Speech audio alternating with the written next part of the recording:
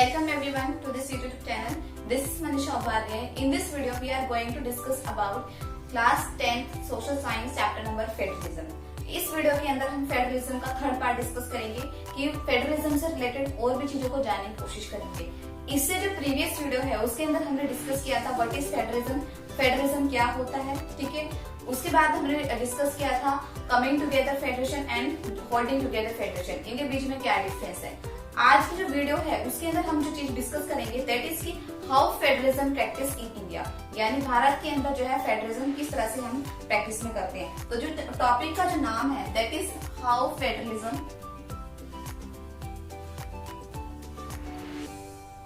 Practice in India.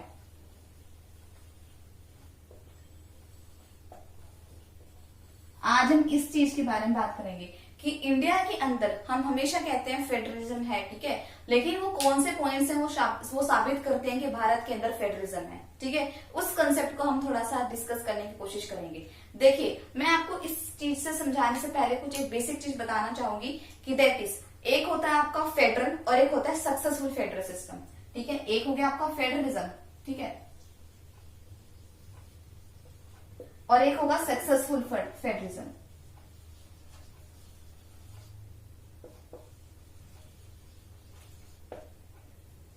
देखिए, मैंने यहाँ पर दो वर्ड्स क्यों लिखे हैं, फेडरलिज्म एंड सक्सेसफुल फेडरलिज्म. मैंने जो आप ऊपर जो पॉइंट पढ़ेंगे, जो हेडिंग आपकी बुक के अंदर दी गई है वो ये दी गई है कि how federalism practice in India, किस तरह से भारत के अंदर फेडरलिज्म जो है इंडिया के अंदर प्रैक्टिस किया जाता है या फिर इंडिया के अंदर इम्प्लीमेंट हो रखा है अच्छी तरह से. देखिए, अगर कोई कंट्री ये कहे कि वो फेडरलिज्म है, ठीक है, तो उसकी सिर्फ कहने से वो कंट्री फेडरलिज्म नहीं हो जाएगी, ठीक है. उस कंट्री को अपने आप को साबित करना होगा डिफरेंट स्टेज पे, ठीक है. कौन कौन से डिफरेंट स्टेज पे, मान लीजिए अगर हम श्रीलंका का एग्जांपल ले, श्रीलंका जो है ऐसे ही अपने आप को डिक्लेयर कर देता है कि वो फेडरल कंट्री है, तो उसके सिर्फ कहने से वो फेडरलिज्म नहीं होगा. उसको जितने भी चैलेंजेस आ रहे हैं उनको फेस करना होगा. किस तरह के चैलेंजेस, हो सकता है कि उनके देश के अंदर, उनकी कंट्री के अंदर लोग लैंग्वेजेस के बेसिस पे स्टेट्स को फॉर्म करना चाहिए, तो वहां की जो गवर्नमेंट है उसके अंदर इतनी कैपेबिलिटी होनी चाहिए कि वो अपने आप को उस चीज के लिए, चैलेंज के लिए फेस करने के लिए लायक बना सके, ठीक है. या फिर जो भी चैलेंजेस उस कंट्री के अंदर आ रहे हैं उनको अच्छी तरह से फेस करे. इसलिए मैंने यहाँ पर लिखा कि how federalism practising in India, Bharat के अंदर किस तरह से हम कह सकते हैं कि यहाँ पर सक्सेसफुल फेडरलिज्म सिस्टम है या फिर किस तरह से प्रैक्टिस किया जा सकता है. मैंने यहाँ पर दो वर्ड लिखे, फेडरल एंड सक्सेसफुल फेडरल. देखिए, अगर मैं एग्जाम्पल दूं आपको, एक होता है क्रिकेटर और एक होता है सक्सेसफुल क्रिकेटर, ठीक है. इसको आप इस एग्जाम्पल से समझ सकते हैं. आप कह सकते हैं कि आप क्रिकेटर हैं, ठीक है, आप अच्छा गेम खेलते हैं, आप प्लेयर्स हैं, एक अच्छे प्लेयर हैं, तो आप क्या हो गया, क्रिकेटर हैं आप, ठीक है, एक प्लेयर है. लेकिन मैं सक्सेसफुल क्रिकेटर आपको कब कहूंगी, जब आप अपने आप को प्रूफ कर चुके होंगे, जब आपने भारत के लिए कुछ मैच जीते होंगे या फिर आपने कुछ अचीवमेंट प्राप्त किए होंगे, तभी मैं आपको सक्सेसफुल क्रिकेटर कहूंगी. हम कह सकते हैं कि yes you are a cricketer, लेकिन मैं कब कहूं आपको कि आप सक्सेसफुल क्रिकेटर हो, तब कहूंगी जब आप किसी चीज को प्राप्त कर लेंगे, जब किसी अचीवमेंट को प्राप्त कर लेंगे. तो same in the case of federalism. तो एक होता है फेडरल कहना कि हम फेडरल हैं, और एक होता है सक्सेसफुल फेडरल, यानी अपने आप को साबित करना, अपने आप को उस चीज के लिए एकदम आपको प्रूफ करना कि yes you are a successful federal country. तो देश ने हमारे किस तरह से चैलेंजेस को फेस किया और किस तरह से हम कह सकते हैं कि yes India is a successful federal country, ठीक है. फेडरल कहना इज नॉट इनफ, आपको you have to be successful in this, ठीक है, आपको प्रूफ करना है. तो किस तरह से इंडिया ने 1947 के स्टेज से लेके 2020 तक अपने आप को प्रूफ किया है, और वो कौन से बेसिस के हैं जिसकी वजह से हम कह सकते हैं कि India is now we called India is a federal country. तो किस तरह से इंडिया ने अपने आप को साबित किया है, कौन कौन से चैलेंजेस इंडिया ने फेस किए हैं. क्यों मैंने ये वर्ड लिखा है कि सक्सेसफुल है, सबसे पहले आप वर्ड के मीनिंग के ऊपर जोर डालिए, ठीक है, कंटेंट के ऊपर नहीं. सबसे पहले आप समझने की कोशिश कीजिए. हमने लिखा कि how federalism practice in India, Bharat के अंदर फेडरलिज्म किस तरह से प्रैक्टिस किया जाता है, किस तरह से रोल किया जाता है, किस तरह से काम होता है. क्यों कहते हैं कि भारत के अंदर फेडरलिज्म है, क्योंकि भारत के अंदर सक्सेसफुल फेडरल सिस्टम है. इंडिया ने डिफरेंट चैलेंजेस को फेस किया है और अचीवमेंट भी प्राप्त की है. Just like in the case of cricketer, हम एक पर्सन को क्रिकेटर कह सकते हैं, लेकिन सक्सेसफुल क्रिकेटर तभी कहेंगे जब उसने किसी चीज को प्राप्त कर लिया होगा, कुछ अचीवमेंट्स प्राप्त कर ली होंगी। ठीक है, आई थिंक ये चीज आपको समझ में आ गई होगी। अब आपके सामने क्वेश्चन ये आएगा कि मैम किस तरह से जो है इंडिया जो है अपने चैलेंजेस को फेस करके उसने अपने आप को सक्सेसफुल फेडरल कंट्री स्टैब्लिश किया है, उन चैलेंजेस की बात करेंगे। तो उस चीज के लिए क्लास हमको थोड़ा सा पीछे जाना पड़ेगा। ठीक है, तो सबसे बड़ा जो चीज आती है दैट इज लिंग्विस्टिक बेसिस। ठीक है, लिंग्विस्टिक। ठीक है, तो जो चीज आपको अभी याद रखनी है दैट इज लिंग्विस्टिक, कि लिंग्विस्टिक स्टेट्स क्या होती है। ठीक है, वो आपको पता होना चाहिए। ठीक है, ये सबसे बड़ा चैलेंज है लिंग्विस्टिक स्टेट्स का। ठीक है, तो लिंग्विस्टिक स्टेट्स क्या होती है, जब आपने स्टेट्स को जो है लैंग्वेजेस के बेसिस के ऊपर फॉर्म कर दिया है। ठीक है, लिंग्विस्टिक स्टेट्स का मतलब क्या होता है कि जब आपने लैंग्वेजेस के बेसिस के ऊपर, ठीक है, लैंग्वेजेस के बेसिस पे स्टेट्स को फॉर्म कर दिया हो, ठीक है, उसको कहते हैं लिंग्विस्टिक स्टेट्स।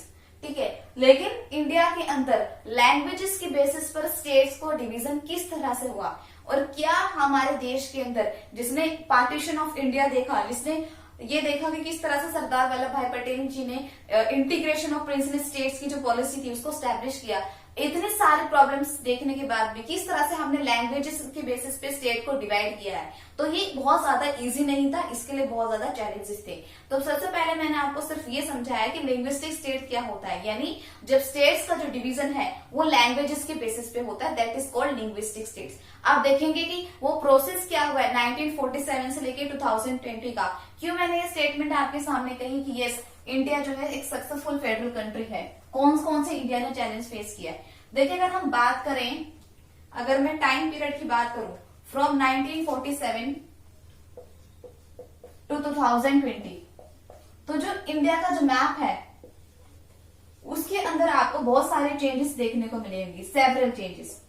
ठीक है, अब आप बोलोगे कौन कौन से चेंजेस मिलेंगे कि 1947 में हमारी कितनी स्टेट थी, 14 स्टेट्स, और कितनी यूनियन टेरिटरी थी, 16। ठीक है, अब क्या हो चुकी है, पहले 28 थी, फिर 27 हो चुकी है। आपने देखा ये नंबर बढ़ा है। ठीक है, तो क्या चेंजेस आए हैं, बिल्कुल आए हैं। तो जो फर्स्ट चैलेंज है दैट इज ये कि हमने जो है फॉर्मेशन ऑफ स्टेट्स की अगर हम बात करें, अगर हम मैप की बात करें, तो हमने चेंजेस काफी दी हैं, देखे हैं 1947 से लेके 2020 के बीच में हमने बहुत सारे चेंजेस देखे हैं। 1947 में केवल 14 स्टेट्स थी और 2020-19 के टाइम पर 27 स्टेट्स है, तो जो नंबर है वो डबल है। तो यानी इसका डबल नंबर होने का मतलब क्या है कि ये नंबर आपका डबल कैसे हुआ है, ये ऐसे तो नहीं हुआ होगा, ये किस तरह से डबल हुआ होगा, ऑब्वियसली यहाँ पर जो नई स्टेट्स हैं वो एमर्ज हुए होंगे। ठीक है ना, तो आप देख सकते हैं किस तरह से इंडिया ने नई नई चैलेंजेस को फेस किया है। तो जो फर्स्ट बात आती है वो ये आती है लिंग्विस्टिक स्टेट्स के अंदर कि हमारे देश का जो मैप है, ठीक है, वो चेंज हुआ है। ठीक है, जो फर्स्ट पॉइंट आपको याद रखना है वो याद रखना है कि जो स्ट्रक्चर है, ठीक है, स्ट्रक्चर ऑफ मैप जो है वो चेंज हुआ है। कब से, फ्रॉम 1947 से लेके 2020 का। ठीक है, इसके बीच में हमने नई नई स्टेट्स को उभरते हुए देखा है, फॉर्मेशन ऑफ न्यू स्टेट्स। ठीक है, आपने देखा होगा कि नई नई स्टेट्स को आपने उभरते हुए देखा होगा। ठीक है, फॉर्मेशन ऑफ न्यू स्टेट्स को आपने देखा होगा, प्लस इसके ही इसी टेन्योर के टाइम पर आपने देखा होगा कि जो बाउंड्रीज हैं, ठीक है, वो भी चेंज हुई है। कई जो स्टेट्स हैं उनकी जो बाउंड्रीज हैं वो भी उनको भी चेंज किया गया है। कई स्टेट्स को जो है लैंग्वेजेस के बेसिस पर डिवाइड कर दिया गया है। ठीक है, लैंग्वेजेस के बेसिस पे डिवाइड कर दिया गया है। ठीक है, कई स्टेट्स को आपके कल्चर के बेसिस के ऊपर डिवाइड कर दिया है। ठीक है, अब देखिए जो फर्स्ट पॉइंट है structure of map from 1947 to 2020, इस पॉइंट के अंदर आप क्या चीज समझ सकते हैं कि 1947 के टाइम पर 14 स्टेट्स थी और 2020 में क्या कितनी है, 27। तो आप देख सकते हैं कि जो नंबर ऑफ रेशियो है वो इंक्रीज हुआ है। ठीक है, फॉर्मेशन ऑफ न्यू स्टेट्स की अगर मैं बात करूं तो क्या फिलहाल ही कोई ऐसा कोई नया राज्य आपने देखा है जो बना हो, तो ऑब्वियसली आपके दिमाग में एक नया स्टेट्स का नाम आ सकता है, तेलंगाना। ठीक है, एक नया स्टेट्स आपने देखा। बाउंड्रीज ऑब्वियसली बहुत सारे स्टेट्स हैं जिनकी बाउंड्रीज बिल्कुल चेंज हुई है, और बहुत सारी ऐसी स्टेट्स हैं जो लैंग्वेजेस के बेसिस के ऊपर डिवीजन हुआ है। देखिए, लैंग्वेजेस के बेसिस पे डिवाइड करना इंडिया को बहुत ज्यादा आसान नहीं था। जब इंडिया के अंदर इस कंसेप्ट को फॉर्म किया गया तो जितने भी हमारे नेशनलिस्ट लीडर थे उनके मन में डर था कि अगर हम लैंग्वेजेस के बेसिस पे स्टेट को डिवाइड करेंगे तो कहीं इंडिया के अंदर डिसइंटीग्रेशन का कंसेप्ट ना आ जाए। देखिए, जिन्होंने इतना पार्टीशन ऑफ इंडिया का फेस देखा हो, जिन्होंने देखा हो कि किस तरह से हमारे ऑनरेबल पर्सन सरदार वल्लभ भाई पटेल जी ने जो है इंडिया को इंटीग्रेट किया, तो ऑब्वियसली था कि उनके मन में एक डर जरूर होगा regarding the formation of new state on the basis of language. तो लेकिन ये जो डर था ये सिर्फ डर ही रहा। आगे जो है जब स्टेट स्टैब्लिश हुई लैंग्वेज के बेसिस पे, तो ये जो डर था ये वहीं पर खत्म हो गया। लेकिन इसके लिए फैसले लेने की बहुत ज्यादा जरूरत थी। जब लोगों के मन में डिमांड थी कि आप जो है लैंग्वेजेस के बेसिस पे स्टेट्स को डिवाइड कर दीजिए, वो फैसला जो लेना था वो आसान नहीं था। उसके लिए जो है बहुत ज्यादा मीटिंग्स हुई, ठीक है, आपके असेंबलीज के अंदर मीटिंग हुई, आपके लॉज चेंज हुए, ठीक है, सुप्रीम कोर्ट के अंदर गया चीजें, ठीक है, तब उस प्रोसेस के बाद में जो है लैंग्वेजेस के बेस पे जो है स्टेट्स को डिवाइड कर दिया गया। ठीक है, अगर मैं आपको लैंग्वेजेस के बेसिस पे अगर मैं आपको एग्जांपल दूं तो आप किसका एग्जांपल ले सकते हैं? आप ले सकते हैं कि जो तमिल लैंग्वेज है या फिर तेलुगु लैंग्वेज है, ठीक है, उसके हिसाब से जो है स्टेट्स जो है फॉर्म हुई है। ठीक है, सिर्फ लैंग्वेजेस के बेसिस पे ही नहीं, कल्चर के बेसिस पे भी नई नई स्टेट्स उभर कर आई हैं। जैसे अगर हम बात करें नागालैंड की, ठीक है, नागालैंड की अगर हम बात करें तो आप समझ सकते हैं लैंड ऑफ नागास। नागा क्या है? एक ट्राइब्स है, ठीक है, नागा एक ट्राइब्स है। उस ट्राइब के अंदर अपने तरह के लोग रहते होंगे, उनके कल्चर के लोग रहते होंगे, उस कल्चर के लोग अपने रिलीजन को फॉलो करते होंगे। तो लोगों ने क्या किया, हमारे जो रिप्रेजेंटेटिव बॉडीज थे, जो हमारे मिनिस्टर्स थे या फिर जो भी हमारे उस टाइम पर अथॉरिटी थी, उन्होंने क्या किया, देखा कि जो नागालैंड है, जो लोग हैं नागा ट्राइब्स के, वो उनका अपना अलग कल्चर है, अपना रिलीजन है, अपनी फिलोसफी है, तो उसको क्या कर दिया, उसको चेंज कर दिया। तो कल्चर के बेसिस पे भी हमें चेंजेस देखने के लिए मिले हैं। तो नागालैंड को क्या बना दिया, एक अलग स्टेट बना दिया। ठीक है, तो इस तरह से इसको हम कहते हैं लिंग्विस्टिक स्टेट्स। तो आपने देखा ये क्या है, ये सिर्फ लिंग्विस्टिक स्टेट्स ही नहीं है, ये भारत के सामने एक बहुत बड़ा चैलेंज था। ठीक है, इस चैलेंज को हमने फुलफिल किया और फिर हमने इस चैलेंज की फुलफिल करने के बाद हम कह सकते हैं कि यस, किस तरह से इंडिया के अंदर समय समय पर फेडरलिज्म को चैलेंज किया गया और किस तरह से इंडिया ने अपने आप को साबित किया कि yes, how federalism is practice in India. किस तरह से इंडिया ने साबित किया कि यस, यहाँ पर फेडरलिज्म की प्रैक्टिस होती है।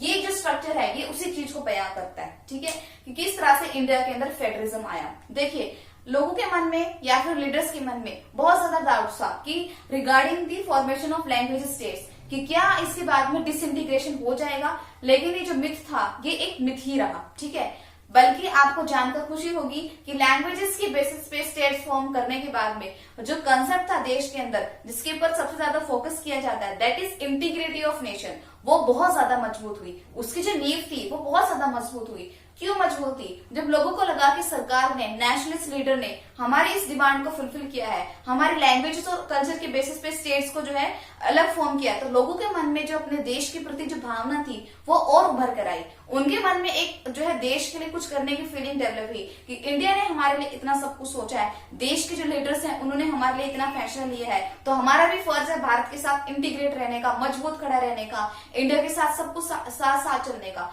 तो ये जो कंसेप्ट था ये और ज्यादा मजबूत हुआ। तो today we have discuss about this process. In the next video we will discuss about the decentralisation in India और कोशिश करेंगे इस चैप्टर को पूरा कंपाइल करने के लिए। Till then, thank you so much. If you like this video please like, share and subscribe my channel. अगर आपको लगता है कि इस चैप्टर से रिलेटेड आपको नोट्स चाहिए, ठीक है, या आपको किसी भी चैप्टर से रिलेटेड नोट्स चाहिए, तो आप मुझे कमेंट बॉक्स में कमेंट करके बता सकते हैं कि मुझे इस चैप्टर के स्पेसिफिकली नोट्स चाहिए। तो मैं सब आपके जो डिस्क्रिप्शन बॉक्स होगा उसके अंदर नेक्स्ट टाइम से जो है नोट्स को अवेल करा दूंगी। ठीक है, so please like, share and subscribe my channel. Till then, thank you so much.